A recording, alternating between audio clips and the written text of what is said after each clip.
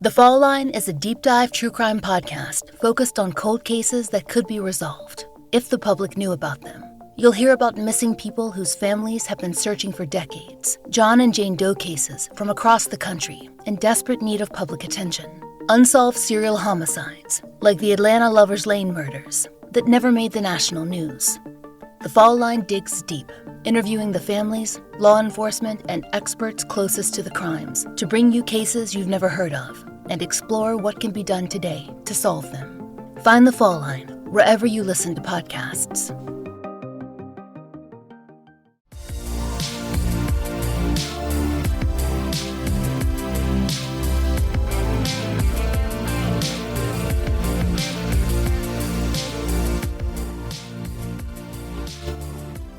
Welcome back to Hot Takes and Deep Dives, and I am here with your favorite, well, one of your favorites. Let's not let him get a big head. One of. I am here with Mark Snyder from All I Want to Do Is Talk About Madonna, and Hello. This is going to be it's the anti-best of. This is going to be our year-end cultural roundup. We're going to talk about the favorite things we have seen and watched and read. You're very anti. I hate best ofs. I hate best of the years. I find it lazy journalism.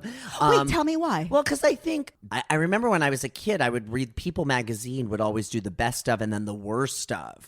And not to bring up Madonna, but Erotica was like the worst album of 1992 in People magazine. And I just remember turning the page. It was in the corner. And I was like, oh. It was number one of the worst of the year. That's amazing, and we should find the writer and get him on the show. Oh, it's one of those People magazine hacks. They're probably still writing for People magazine. I would love to know who his wrote name that. was like Matt Peters or something with one T, of course. And so I think I kind of pushed back on doing a best of because I wanted to point out things that you may have missed, yes, that you can still access. So the way this came about, so the genesis of this was I said to Mark, here are the categories we should do. Yeah. Let's do like a best of. And you were like, no, I can't. You called me immediately. Yeah, no, You're like, that's not what we're doing. And so we're sort of doing we're going to do a little bit of everything. And we're going to look ahead to 2025, things that we're looking forward to and things that maybe we saw recently that you will still be able to catch. Yeah. I think we should state this up front. Yeah. You and I have two opposing views on culture in that you think a person, mostly me and you, should see everything. Yes, I think that if you love culture, if you love things, you can get something from everything you see. Even if it's the worst thing you've ever seen, or it's something that you love with all your passion, or you don't quite get. But you're also a lot less discerning than I am. Isn't that a waste of time and money? I think it depends on how you're spending your time otherwise. I mean, if you're sitting around watching television, I think it's better to, if you live in a city with lots of culture and you want that city to keep having culture and having resources and having people and audiences, you go out and support those things. If you see 100 things a year, what percentage of those do you like? I would say 60% is good, is great and worthwhile. I would say 90 to 95% of the things I see are great. Do you know why? Well, because you pick and choose. Because I am so selective. Because I know going in, I can stay home. I don't have to. But see, that's the difference. I mean, I just go back to, I saw Limpinka when it was in previews, and I sat next to this young woman, and she had seen it already. It was, I think, the 12th preview. She had seen it already 4 or 5 times because she was a student at Fordham University, and she could rush it. She could rush the show for $20, and she knew what they were changing, how. And I said to her at the intermission, I'm like, wow, you've seen this show 5 times. How is it? And she goes, it's getting better. And I'm like, why do you keep coming back to see it? And she goes, I want to see how they fix it. And she's studying theater business at Fordham. And I'm like, you're going to be running if you can stick at it and you can keep in the business, you will be running the New York theater, whatever it looks like, in 15 years. I think that's amazing. Yeah. If you're 20 years old and Correct. a student But people like us can't do that. Yeah. It reminds me of that Fran Lebowitz documentary and what she says about how a big part of what we lost to AIDS was the death of the arbiters of taste. When people talk about why was New York City Ballet so great? Well, I mean, it was because of Balanchine and Jerry Robbins and people like that. But also that audience, there was such a high level of connoisseurship of everything that people like this were interested in, of everything that made the culture better. A very discerning audience, an audience with a high level of connoisseurship is as important to the culture as artists.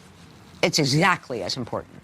Now we don't have any kind of discerning audience. When that audience died, and that audience died in 5 minutes, literally, people didn't die faster in a war. And it allowed, of course, the second, third, fourth tier to rise to the front. If the other people that hadn't died had been alive, if they all came back to life, and I would say to them, guess who's a big star? Guess who has a Sean brother? Guess who's a famous photographer? They would fall on the floor. Are you kidding me? Because everyone else died. Last man standing. So we're going to be talking about not only theater, but also concerts, books, just the general everything things that we have consumed. Everything and anything that we consumed that made us hard. Do you know what my favorite film of the year is? What? Well, I only saw two movies in the theater. Okay. I like going to the theater. I think you should go to the theater more. Not the film theater. Film theater is the best thing.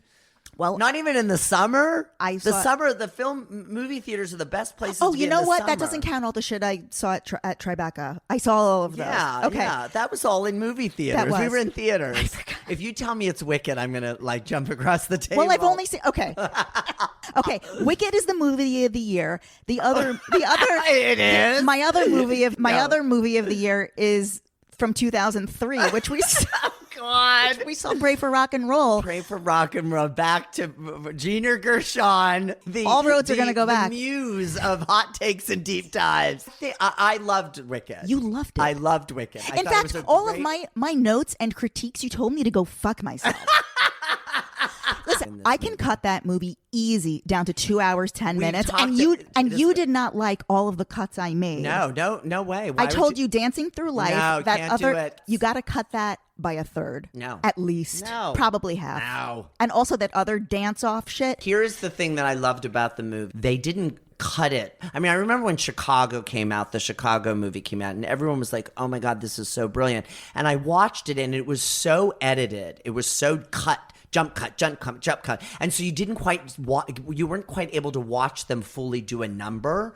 And something about Wicked, they let the shots linger more that allows you to see as silly as this is, and it wasn't a huge dance number, but that montage of during What Is This Feeling when Galinda's coming down and all the school kids are dancing behind her and they're doing that little that was like an extended little number. I was like, good for them. They learned choreography and shot it as opposed to a tiny little bit. And then we just shoot cut. So I think that was really good about it. And Can I tell you something? You can tell me anything you want, baby. There are these podcasters who I actually love these boys. Okay. I've met them in person. Oh, great. It's always fun when you get to meet people in person. It's a whole story how I fucking met these guys. Anyway, what's the podcast? No, I don't want to delve too deep. But they're anyway. No. They're from Boston. Okay. And no, I knew them before they had a podcast. It's a whole long thing. Anyway, I know them a little bit from Provincetown. Okay. And I listened to them review Wicked. Okay. These guys are probably 30, 32, 33 max. Yeah. And one of them says to the other how maybe he watched Wizard of Oz as a kid, but maybe he didn't. I'm pretty sure they were watching The Wizard of Oz for the first time. Wow. And they were talking about how they hated the black and white and how they hated the way they spoke in The Wizard of Oz. They're like, we couldn't handle it. And then they're like, let's just go back to Wicked. I'm going to sound like a stodgy bitch, but the reality is, if you don't know who Gail Sondergaard is, we can't have a conversation about The Wizard of Oz and Wicked. It's silly. You have to know the whole history. But who did not grow up with their parents? Even if you are 32 years old, The Wizard of Oz was still on television. No, not the same way. Not the same way. No. And when video and DVD and stuff came in, it didn't have the same magnitude, because when Wizard of Oz was screened in the 70s and 80s and even into the early 90s, it was the only time you saw it all year. It wasn't on VHS yet. So you waited all year for that one screening of The Wizard of Oz, and the whole country sat down to watch it together, and then poof, they were gone until next year. Same with The Sound of Music. The Sound of Music was done every Easter, I remember. Can I ask you a question? You can ask me a question. Do you remember Act 2 of Wicked well? Yes. Will we or will we not get a glimpse of the diva, Miss Dorothy? I think it's going to be Taylor Swift. No, are we just going to see her in we're just going to see a silhouette, right? I don't know. I mean, you don't see her in the show. Thank you. So I don't know, but I also, they're going to have to pad that with some joy, because that second act is pretty dark. They've done these intentional connections to the MGM movie, and to now not do that in the second book, it wouldn't work. But in the second movie, you mean? In the second movie, but there's also a slippery slope, because you can't get too into MGM territory. And what I think is interesting about Taylor Swift as an idea is she looks more like the Dorothy that's in the books. Dorothy in the books has blonde hair, silver shoes. It's not Judy Garland. You read the Gregory Maguire book? Of course. I love it. What's brilliant about Winnie Holtzman's book for Wicked is they found this way of capturing Maguire's book, which is really a book about fascism. Very, very dark book. She's able to use that, not ignore all of it, but also find this empowering love story between two friends in the middle of it. I mean, the men in Wicked, what I love about Wicked as a show, the men are kind of whatever. The women are the roles. I mean, I'm desperate for a Madame Morrible prequel in which, and I would love a series of women to play Madame Morrible over her whole lifetime. And then at the very end of the movie, Sandra Bernhard gets to sing the final song as a Madame Morrible going off to Shiz University. And then she looks in the mirror at the very end of the movie, and Michelle Yeoh looks back at her, and that's the end. That would be a cool prequel, because they're going to have to do this thing where they're going to have to expand the Wizard universe. When do you think Wicked on Broadway is finally going to lean into Wicked the movie? Because they have not yet. Oh, I think they don't need to lean into it at all. I don't think they have to. Chicago didn't. You don't think the marketing team? Yes, but it's 25 years later. They don't need, but they don't need to. I don't think so. I think people make their own connections to it on their own, and I think more and more people, because after Chicago came out, more and more people came to see Chicago on Broadway because they knew the story.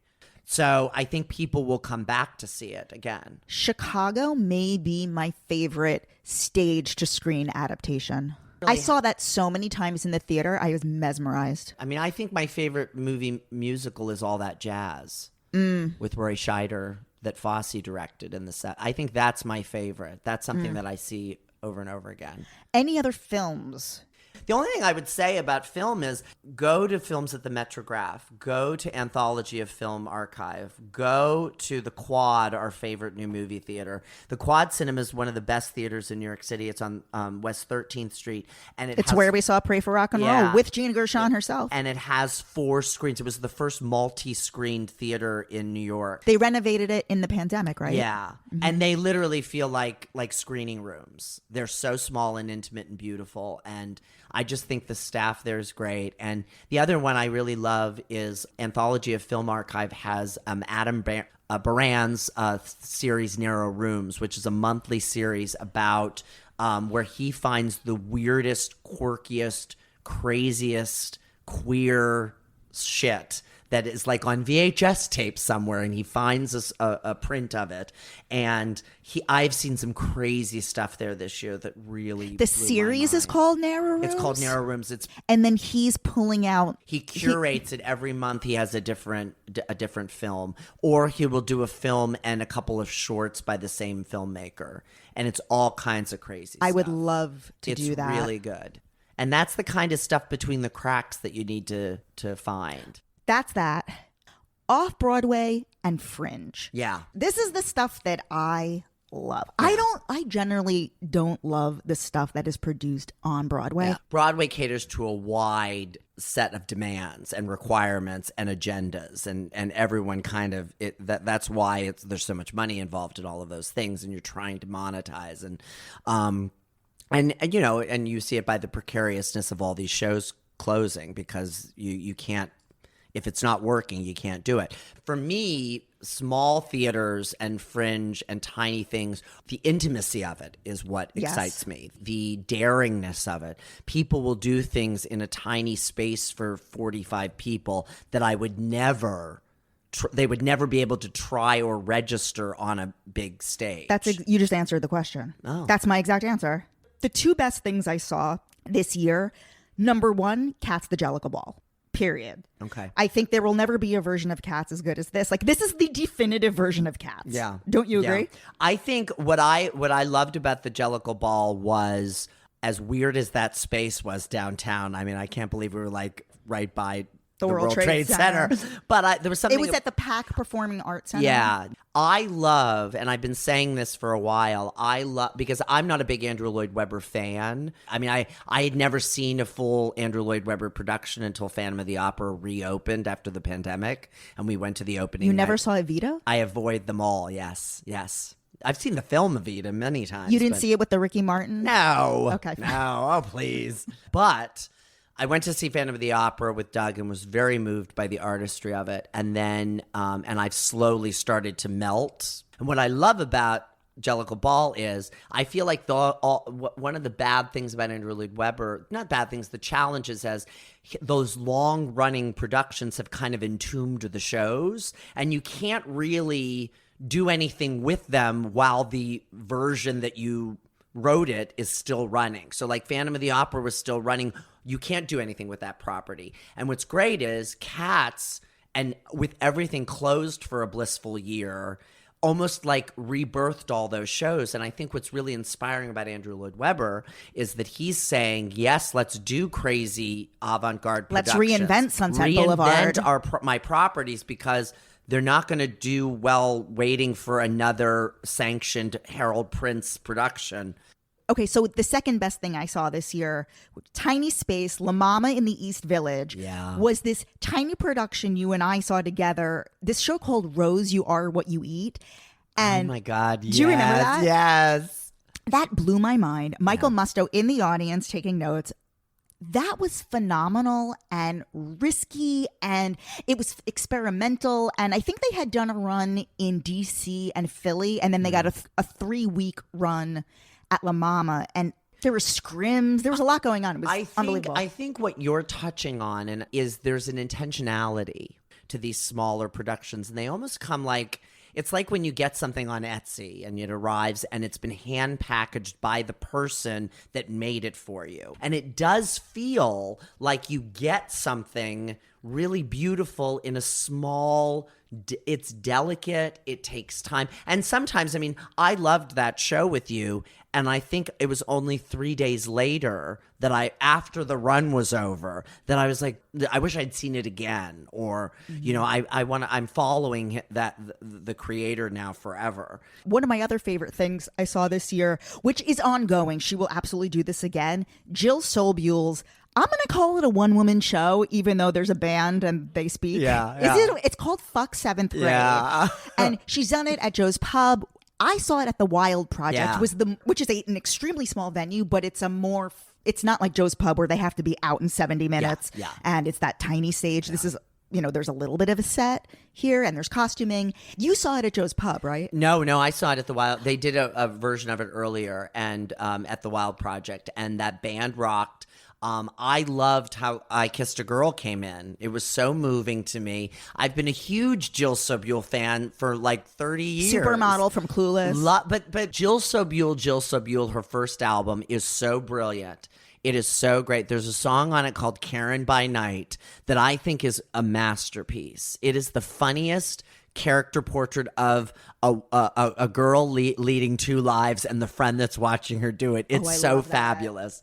She's brilliant. She's a brilliant songwriter. In January, I think the first or second week of January, she's going to be back at Joe's Pub playing all of the songs that are in the show. Yeah. So she basically, it's a one-woman show where she basically introduces all of the songs through the lens of her life. But there's a bit more theatricality to it, and at Joe's Pub, she's just going to be doing the songs. Well, and she's such a unique sense of humor. I mean, if you listen to her, she is hilarious. She's in some ways she's like, she reminds me of Amy Mann in terms of the craft and the storytelling craft, but she has this kind of like, she's the kid in the back row, like doing spitballs and causing the ruckus, but then not getting in trouble herself. And I love that. I love that cheekiness. She's very charming. Oh, my goodness. Something else we saw together and I loved.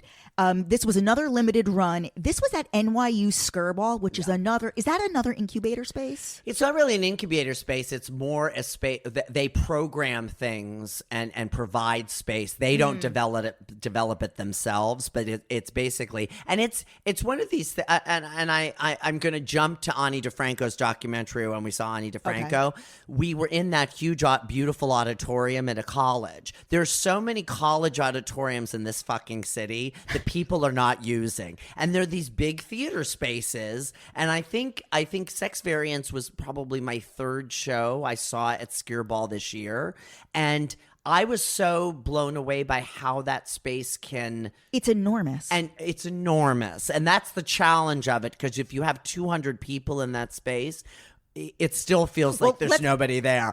So yeah, you just said the title. It's called Sex Variance of 1941. Yeah. It's a new musical, original music and lyrics by Stephen Trask of Hedwig. Yeah. Unlike most new shit on Broadway, most new musicals where the music is honestly bad, everything we've just mentioned, the Fuck Seventh Grade, obviously her music is great, Jill Sobule, but this show, there was only one song. I'm like, they could have cut that one song. The rest I disagreed on that too. The rest of the show, this was a new musical with rocking music. Yeah. That was all great. I really love those small spaces downtown. And Wild Project is struggling. Here is struggling. They're all struggling for funding, as always. La Mama is just such a beacon in all of that as well. And I think the more we can support that and just show up and see stuff, because some of it's going to be really great, some of it's going to be a disaster, but it's all going to have a kind of aesthetic that we get. I really want to see more stuff at New York Theater Workshop. Yeah. That is my personal goal for 2025. You know, there was a play I was so looking forward to that was scheduled to start at the Connolly, this new play called Becoming Eve. Yes. Do you know about this? Yeah. So how would you explain this controversy at the Connolly, which is, it was produced by New York Theater Workshop to be performed at the Connolly, which is where I saw Kate Berlant's one-woman show. Yes. And they basically decided that they're into Catholicism now, and they will not tolerate. The Connolly is run by the church, by a church organization, and so I think what happened was they realized nobody was kind of looking at the content of these shows they were doing, and so now they have looked at it and are no longer allowing certain things that contradict with the faith mission of the organization that owns it. So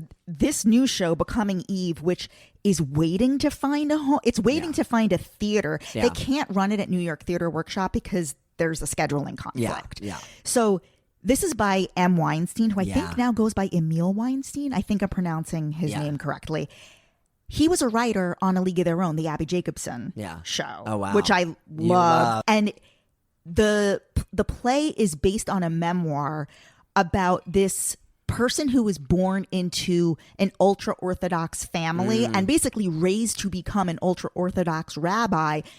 This person only grew up speaking Yiddish and Hebrew, and how she makes this great exodus from that community because she's transitioning. Yeah. And will not fulfill her destiny to become this ultra-Orthodox rabbi. Isn't that fascinating? That is a fascinating story that deserves to be seen. You can read the book now. Yeah. And this, I'm following to see where this is going to land. I think it'll find a space. And I'm sure that, there's been plenty of noise about the Connolly forbidding it. So we wanted to talk about music, but then we decided that neither of us listen to any new artists.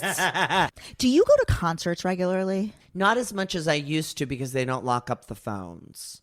And I don't want to watch people filming themselves. Did you ever used to go to big pop concerts? I did. And I'm looking forward to Melissa Etheridge and the Indigo Girls are going back out next summer. And I'm totally going. I was going to text you this. I have to tell you something. I am a day away from unfollowing Melissa Etheridge on Instagram.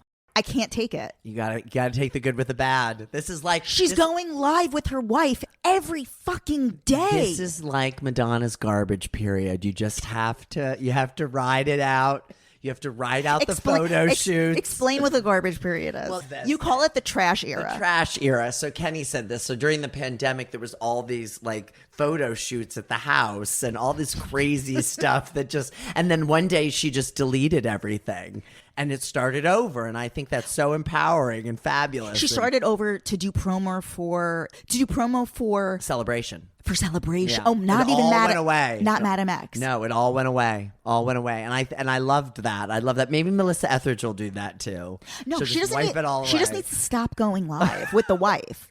Like I've seen it so much. Yeah, well, nothing just don't new. watch it. Just don't watch it. And also, they're not coming anywhere near New York City. I know. I think I want to go to like Nashville and see them there. Oh my God, here we go. And watch like middle-aged women gyrate to Your Little Secret or something. That's what But I will say, I mean, I think the person I saw live the most this year overall was Justin Vivian Bond, and I'm really leaning into my JVB addiction this year. It was a wonderful year for JVB concert goers. I want to say two things. Yeah. I love Justin Vivian Bond. Seen them perform many times. Two things. And I said this to you months ago. And JVB has not heeded my warning. Performing way too much. Never. Okay. That's my first note. You got to scale back the number of performances. Number two, goes on stage completely unprepared. That's what's thrilling about it. And first of all, I don't, that's not true. But they don't know the words. No, they know the words. They know the words. They're prepared. That band is certainly prepared. It's a tight set. So I have to admit something very embarrassing. Until very recently, I had never gone to see Natalie Joy Johnson. And I know I am extremely late to the party on this. Wow. And usually it's because she doesn't perform until like 9:30 at night, whether it be like Green Room 42. I know she's done tons of shows at Joe's Pub, but I went a few weeks ago. This was the funniest shit I've ever seen in my. First of all, the voice is unbelievable. Yeah, incredible. But also with Brian Nash at the piano, she did With One Look. Yeah. She did a parody of With One Look from Sunset Boulevard and wrote all of the lyrics to be about Nicole Scherzinger liking Russell Brand's post. Yeah. She probably wrote it that day. And it was so alive and current. I could not believe I was getting all the references. Yeah. When you went to see Limpinka, did you go to her? You know how she was doing like a Lamouche like after show thing? Did you ever go to that? No. Limpinka was so long. It was so long. And I live in Brooklyn. I'm not staying in Hell's Kitchen longer than I have to. No, and I mean, I used to see Natalie perform at the Duplex with Brian and do full evenings, and the best nights with Natalie were when she co-hosted that Broadway that Sondheim Unplugged or Sondheim Open Mic or whatever they were calling it at the time, and she was brilliant. Kate Pazakis originated that with Brian, and then Natalie took it over for a while, and it was improv. I mean, they did anything they wanted for 4 hours every Friday night. It was the swellest party in the city for a while. As far as concerts, I didn't see many this year, and usually a lot of what I see is on Fire Island. Jennifer Holliday at the Ice Palace, that's the best voice that will ever grace that stage. And like Bernadette played the week before, and everyone says Bernadette was better than Jennifer Holliday. I don't know. I saw a video of Bernadette the night before, and she did that song with John Cameron Mitchell. Yes, where she came up on stage and did "Faithless Love." Yes, and that almost got me on the fucking ferry. I'm not gonna lie. When I got that video, a friend sent me the video like as it was happening, and I was like, "Oh fuck, I got to get out there tomorrow if she sounds like this tonight." Does Tracy Bonham mean anything to you? Mother was a great song. And Mother. Bonham and Patty Rothberg were part of all the record labels trying to find another Alanis Morissette. Yes. In 1996. So the reason I brought her up, so I loved that album, Blink the Brightest. Okay. It I think came out in 2005. Yeah. That album, it has Whether You Fall on it, and that whole album is phenomenal. Yeah. So this weekend, I'm very close with the band Betty. They sing the L Word theme song and all their music. I mean, honestly, go to Spotify and go to Betty. I was not familiar with their entire catalog until this past year. All of their music is legit rocking. So they just had their holiday show in New York City. Tracy Bonham was the special guest. Oh, and wow. She got up and sang a Christmas song and then sang a song at the end with them. And some people who I was with, they didn't really know who she was. So today I sent them Mother, and Whether You Fall. She re-recorded Whether You Fall. It'll say 2024 on it in parentheses on Spotify. Her voice is exactly the same. Yeah. She was so talented, and I feel like all those women who were signed by major labels after Alanis kind of got the shaft in this way. Lisa Loeb, I remember her first album got a lot of love, and then the second album didn't. And she has that song "Falling in Love with Love" that I think is where do you beautiful. think Jill Sobule falls on that spectrum? I don't think she ever was. She chronicles it in Fuck Seventh Grade. Yeah, but she was her own thing in a lot. And I think she was smart enough to know right off the bat what was what. I don't know. It always makes me sad when someone like Tracy Bonham or Patty Rothberg or even Jill Sobule have that one song, and people were kind of satisfied with the one song that they. You mean just being a one-hit wonder? Jill Sobule, more people know Supermodel than they know I Kissed a Girl at this point. And that really makes me sad because I Kissed a Girl is such a better song.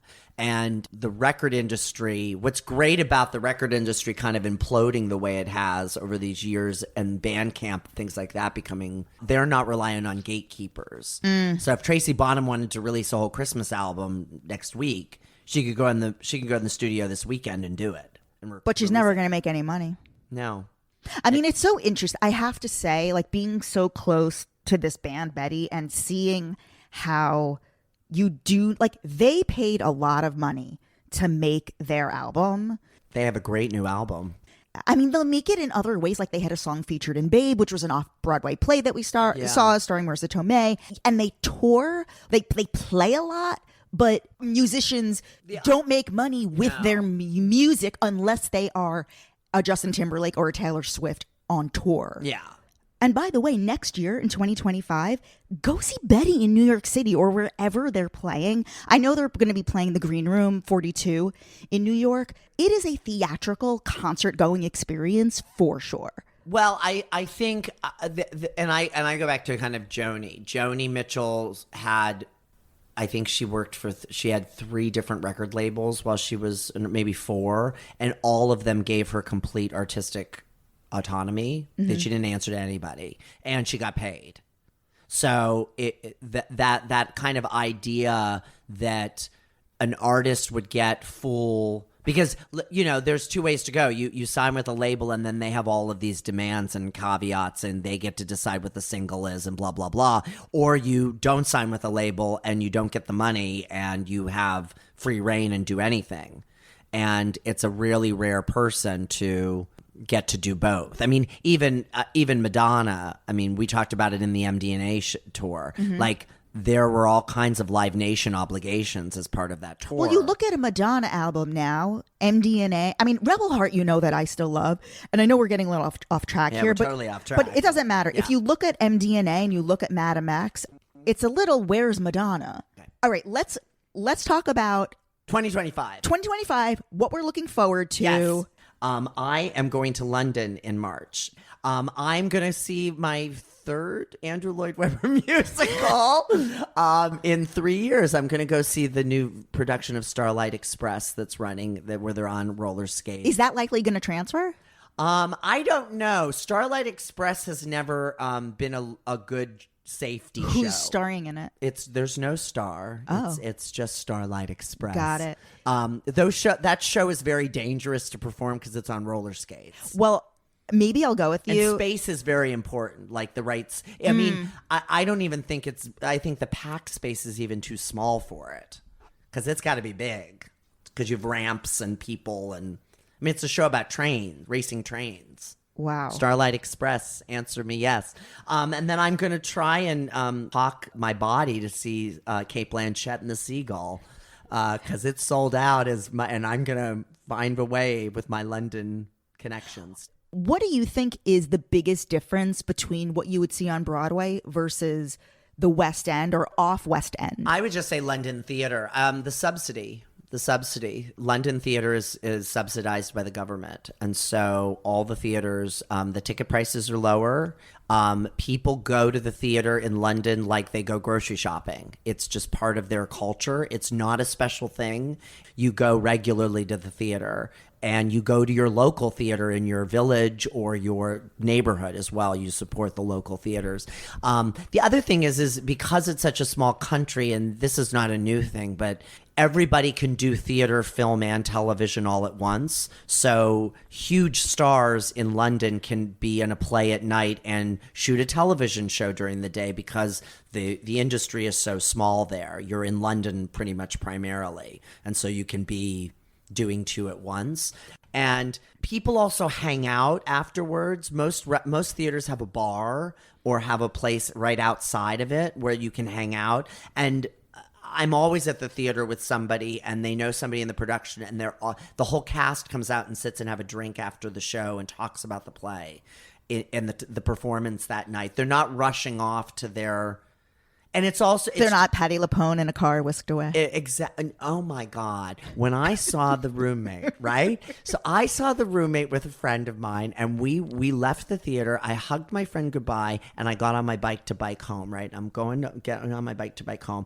As I'm coming down the street, this woman runs out into the middle of the thing to climb into a window to tell Mia Farrow how much she loves her in the show, and then was pulled away by her husband. But I'm like, how did she get out of the... I mean, literally, they bowed. I was out the door. And it was extraordinary. I don't know how they get out of... They must rip things off as they run out the door. But they don't linger that way in New York. Anything else you wanted to say about London? Only that if anybody has a ticket to the Seagull, very good. Help a brother out. A couple things that I'm looking forward to. So I want to mention this. A friend of mine had a reading of a play last week. Yeah. It's a modern play, a modern fiction play about Fire Island.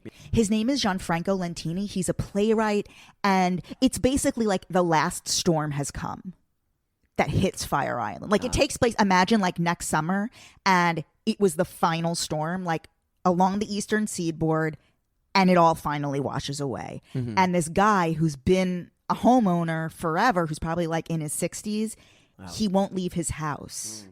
And one of the young girls who either works on the ferry or runs the water taxi, mm-hmm. She's sent with a rescue team to get the final people out of their homes. Yeah. And it's like a two-hander basically. Yeah. There is another character that's a narrator and comes in at the end, but basically the whole play is the two of them. This guy who's maybe 60, who's seen it all, lost friends, witnessed everything, all of the cultural impact of Fire Island, all of the greats come through. And then this girl who's maybe 20, and why her family has a house in Cherry Grove but really lives in Sayville. Interesting. They're two generations apart, probably. Yeah. She has no idea the cultural impact of Fire Island. Yeah. But then they acted it out. They were sort of in costume, and I was so impressed. I had no idea what to expect. It's called Ocean Walk. And because it's being so well received, they're going to be doing a reading in the Pines and Cherry Grove this summer, 2025.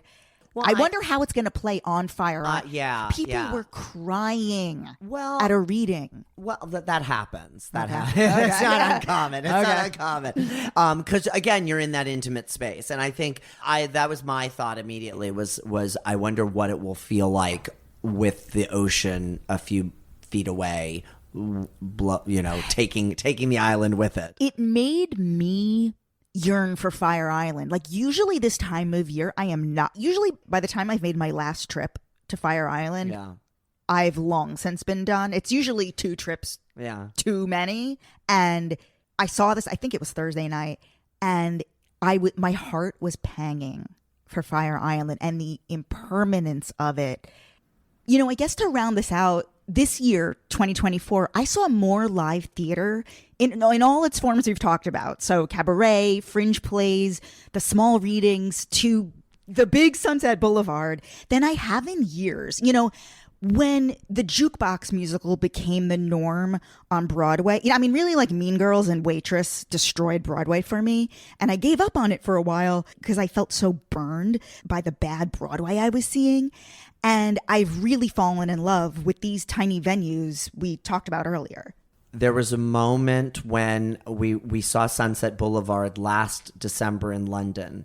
And in Act 2, when Nicole Scherzinger sings As If We Never Said Goodbye, everything in that theater just came. We all brought our energy. She was delivering and that song, it's an aria for Norma Desmond, but the entire company is on stage with her, doing it with her in all their ways. It's a huge moment and it's kind of like Defying Gravity. It works like fucking gangbusters. I mean, we could do it here for your, we could bring people in here and do it right now and it would work. So, and there's nothing like that. And a film version of that is not going to do it. The recording isn't going to do it. It's what happens in the room with the people losing their minds to it. And I think that's really magical. And that's the thing in at the end of Wicked that was really interesting was there was that moment of euphoria when she started to fly and sing Defying Gravity and really take it home, where I was like, wow, it does still give you that sensation of the thrill of the live performance. That was the moment in the film where I was like, 100% agree. Yeah. See you in November 2025. I'm excited. Yeah. Oh, before we go, a huge loss this year was Gavin Creel, who is so relevant to this entire conversation. And you went to his memorial. Do you want to say a few things? And you found something on YouTube. One of the great things I saw at the top of the year, on a rainy, cold January night, I dragged my best friend, Doug, to go see Gavin Creel's show, Walk On Through. And this is something that's on YouTube. And it's all about Gavin got a membership at the Met Museum, and it was about his experience walking through the Met and experiencing art and how that influenced and informed his creative life and his whole life. And he was extraordinary in it and nonstop for 2 hours. And when we lost him on September 30th, that was like one of the big things. I'm like, I wonder what would have happened to that show or what else he would have done, because everyone knows how wonderful, and everyone's spoken about how warm and wonderful and such a person of the theater community he was. Mm-hmm. But he had so much talent as a writer, as a composer. And I was like, I wonder what we would have received from him. And luckily the Met Museum has put online on YouTube their the concert version of this show that they recorded back in 2021. And it's an hour and 40 minutes. What do you search to find it? Gavin Creel Met Museum. Cool. And it'll come right up. And it's basically a concert version of this show in an earlier incarnation, but it captures the energy, it captures the spontaneity, it captures Gavin and engaging with an audience that's clearly excited to be there. And theater performers, and Creel was definitely one of those. So many of their performances are lost because they don't get filmed, right? Mm-hmm. So many people. I mean, you look at, Audra McDonald is now on Broadway in Gypsy. And I just think about all the stage performances that are lost to time that Audra has done.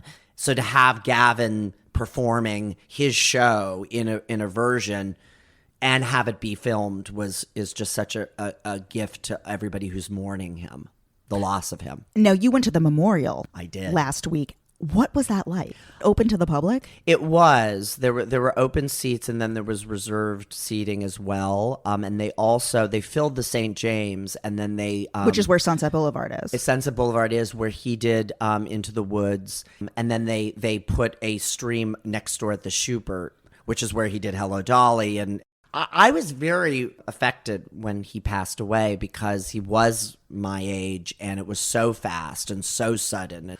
It makes you think about, we have this time left. What are we doing with the time? Let's do it now. Like, no day but today, to quote your favorite show. Okay, wait, that's insane that you just said. No, truly. I'm going to cry, so I'm trying to rent it out. Truly, it's insane that you just said that because literally there's a documentary called No Day But Today. Do you know about this? No. Okay. So a friend of mine who you also know, Sarah, she produced an oral history, The Making of Rent. And it has Daphne Rubin Vega. And so I loved her series. It's on the Broadway Podcast Network. And I started digging around. Like I was like a born again, like Rent head, even though I am one, but I got it's fully like reset the switch in me. And I discovered there's this documentary, No Day But Today, about the life and death of Jonathan Larson. There's archival footage from him childhood. It's his family, his friends that the show is based on. Yeah. They interview Michael Greif. You see footage from the rehearsals. Well, first of all, the works, you really see all the struggle it took for him to even get to the point of getting the New York Theater Workshop run of Rent. Yeah. And how he really struggled as a composer. Tick Tick Boom is a really good, Tick Tick Boom, I think, is a really brilliant version of incorporating Jonathan Larson's story. I think Lin-Manuel Miranda did a great job of incorporating some of Jonathan Larson's real life stuff into the story that's Tick Tick Boom, about that kind of, God, I'm frustrated and I need it, But this is you really see you see him like jamming out the songs at the piano, and there's footage of him working at the diner that he worked at for so long, and the note that he sent to his father the day that he was finally able to quit because he got the funding to do it. It's about the coin, kids, and it's available, and that's what's so thrilling about it. You can just click on it and go. All right, let's end it there. There's so much more we could say. There is, but let's end it here. Mark Snyder. Yes. All I want to do is talk about Madonna. Every week, baby. Every week. Are you guys doing live shows? We're going to be live next year a couple times. We're going to be doing another live show here in New York. We are also looking to go to LA to do a live show there. And in 2026, we will be going to Brazil for Madame X. We'll be in Brazil for a live show. 2026. All right. Rebel Heart has a lot of episodes, a lot of songs. There are 29 songs in Rebel Heart. So we have 30, maybe 31 episodes to record in 2025. It's going to be a lot about the road less traveled in 2025. For all I want to do is talk about Madonna. Thank you so much. Thank you for having me. Happy New Year, and I'll see you in 2025. I'll see you in 2026. Bye.